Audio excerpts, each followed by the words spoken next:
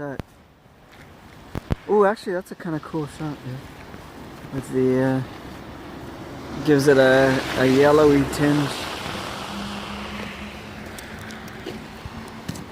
When you got nothing else to do on a Friday night and no life, you walk around in the snowstorm.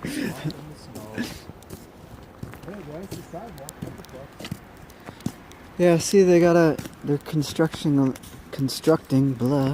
lot of the new high towers, eh? I like the lights. Actually, you know what? I gotta take a picture of that all the time. Okay, well, we're hanging out with Mr. One Awesome Inch, and the original plan was to go to a jazz cafe bar club, and it didn't happen. As you'll see, the snowstorm, we kind of chickened out. So. Now we're just walking around aimlessly, discussing van life. So, how long you been doing this? July 2015. July 2015. So when did I start? I started after you then. I started in March 2016. So, but I thought about it in October of last year. That's when I bought my van. Actually, I bought my van because not to live in. I bought that a gold van that I'm driving now. That was gonna be for storage. And that's a smart idea. I bought it just for storage. It was $1,500, and storage containers are what, $200 a month. Yeah. So that you know what, I could just park it anywhere for that price.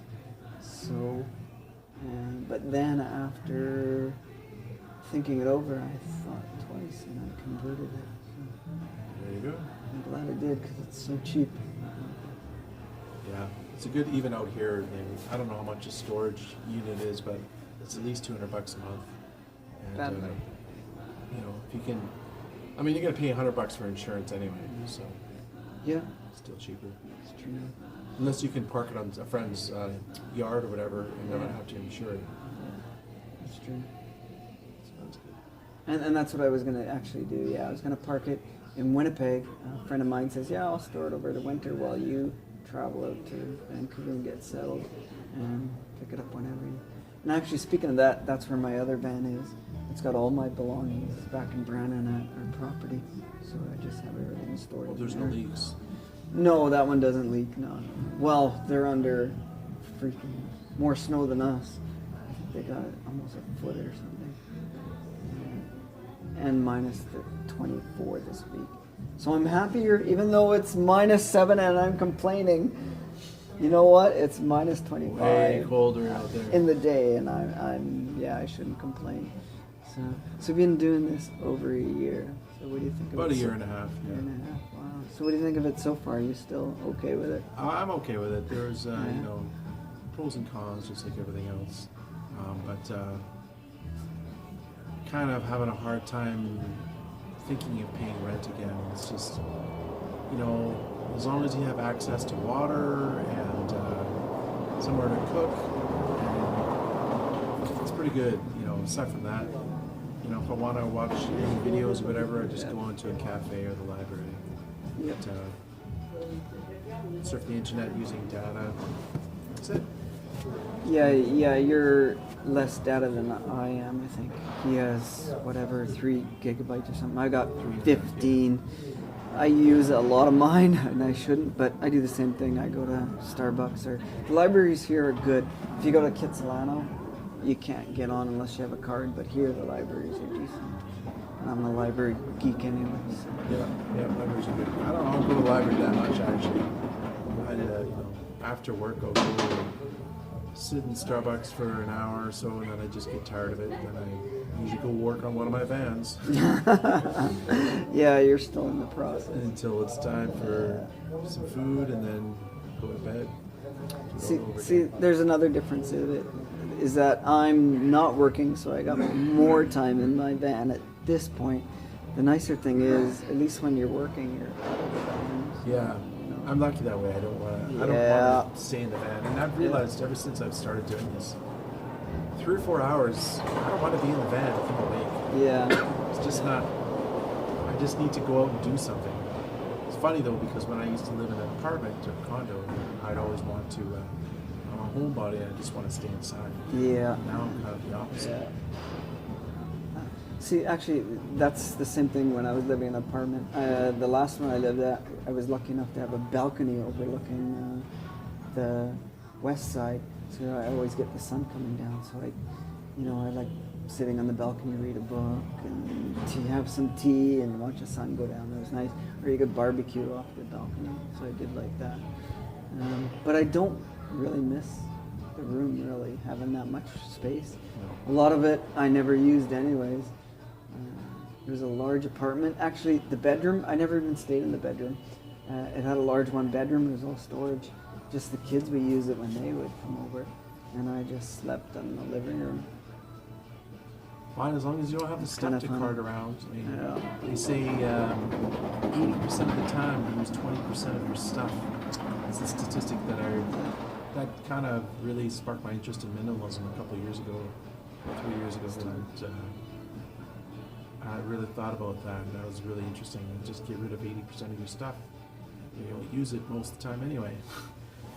You have way more room. And that's the thing I see that some people that live in their vans, they have just way too much stuff. I mean, if you constantly have to move everything to, find the toilet or find your heater or whatever, it's just a pain in the butt. It's just easier just to get rid of it. Unless you're using it on a regular basis, it's easier to say goodbye. That's true. I'm semi-bad in that way because some of the back storage, it's a regular size van, but I really don't use the back other than I got 3 storage containers and I don't even use that, so now I feel guilty because it's a waste of space. Yeah. So, and for me, I don't stay a lot in the van. I would rather be out going to a dance night or, like I said, the jazz music, or I'd rather be out doing something. Yeah. But I'm definitely not used to this. I wasn't expecting this cold weather. That's a bit of a drawback. So that's. It's an anomaly, though. This is not the norm for this area. It's gonna within 2-3 weeks. It's gonna be just back to rain. I'm guessing. Although they said that it's gonna be a cold winter this year because La Nina. See, cold front off it the makes Pacific. sense, La Nina. But you know what? They predicted the weather network, whatever, said it's supposed to be warmer than normal in this area. So, but their predictions are bad. Well, last year we had El Nino, which is the warm front. Yeah, that's and we right. had no The snow. last We 2 years didn't snow almost. hardly at all. And this year it's the opposite.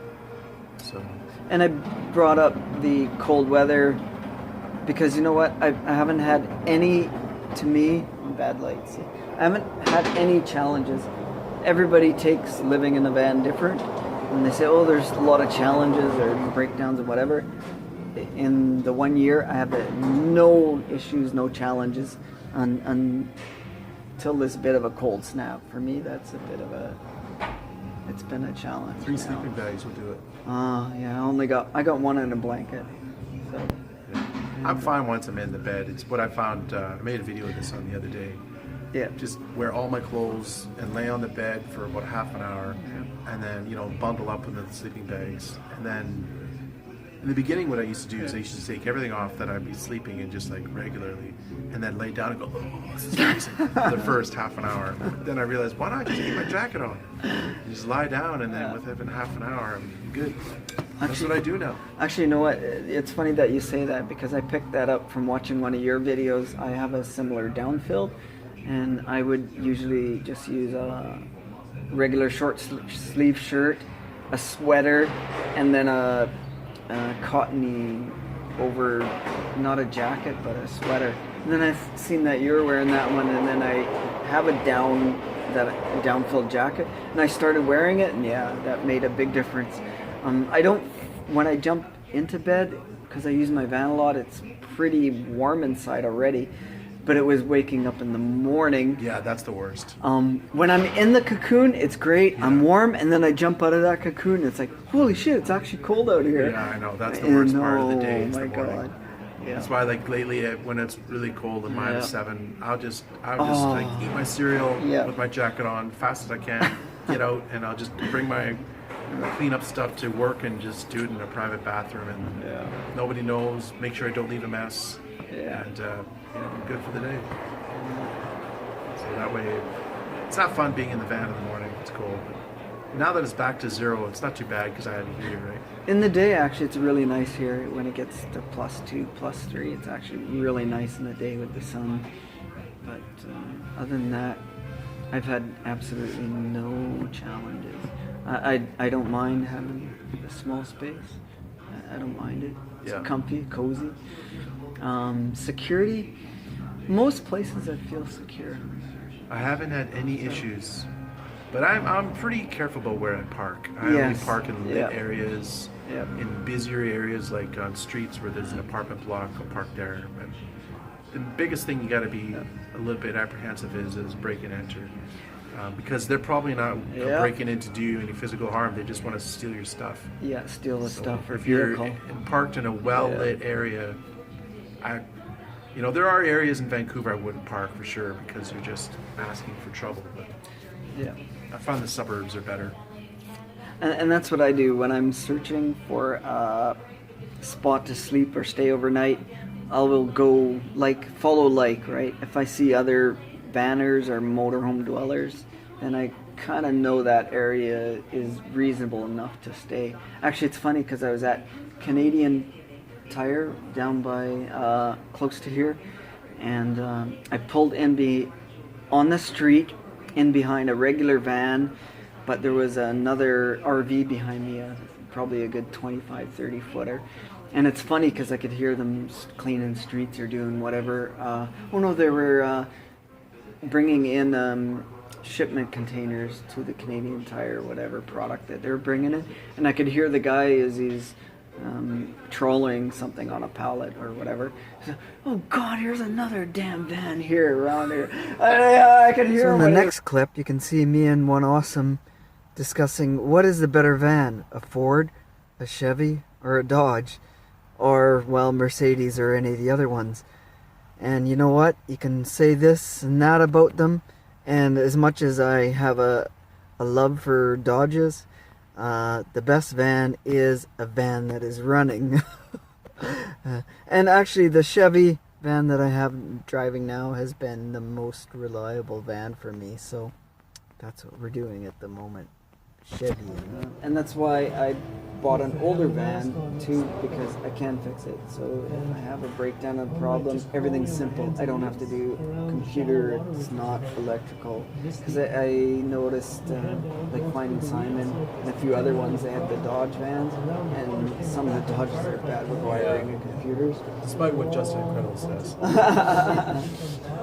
They're good when they're, well, everything's good when they're running. I have my other backup van is a Dodge van, and it had computer and electrical issues. But the computer and I thing paid through the can ass. be good for a guy like me who doesn't know anything about cars. So you That's can just true. plug in your little OCD reader, whatever it's called, and then find out what the problem is, and then fix it. Right? Yeah. But see, diagnosing the problem is often the hardest for guys like me who don't know much. But my Dodge van, they plugged it in and it's traced it, and it still didn't solve it. It took them a week to trace it down. Really? It was more than one problem, I think. And I think they kind of screwed up. But I got a deal on it anyway. So, yeah. But the older van, there's nothing on it that I can't fix. Simple and quickly. I don't have to wait for electrical parts or whatever. So, Perfect. so that's why I think it keep it. When you went to check. Yeah. Yeah, it's more accepted in society now, somewhat, to be living in a van or RV in cities. Because even when I went to the unemployment office at Metro Plant Town, I told her, she goes, oh, and where do you live? And I said, well, I don't have an address. She kind of looked at me, she goes, well, I said, well, I'm living in a van RV thing. She goes, oh, okay, well, that's not bad. It didn't even faze her. She didn't think nothing about it. It really depends on the person. So, yeah, I think the person, but she seemed acceptable of it, even though she even saw in my work history that I had a middle management job. She still accepted it as that is. Oh my God! You know, it really doesn't matter what you live in. It matters if you have a large amount of money in the bank. I think that people that just pay money, it's just if you have money in the bank, it doesn't matter if you live in a van. Yeah. You know, but if you have no money in the bank and you live in a van, it makes things a bit more difficult. If I wanted to Yeah, tomorrow, I can yeah. move to an apartment. Yeah. I don't really see the Yeah. point, but it's.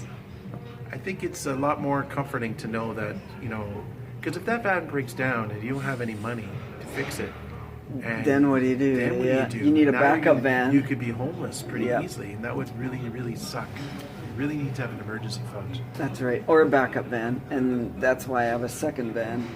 Even though my second van is not here in the city. Yeah, it's 3,000 kilometers away. But my option is I could go out and buy something or Yeah, rent. That's exactly what I would do. I would Rent buy a a place. $500 piece of crap and just park it in there for a while. When I was growing up, it was just this area. Still.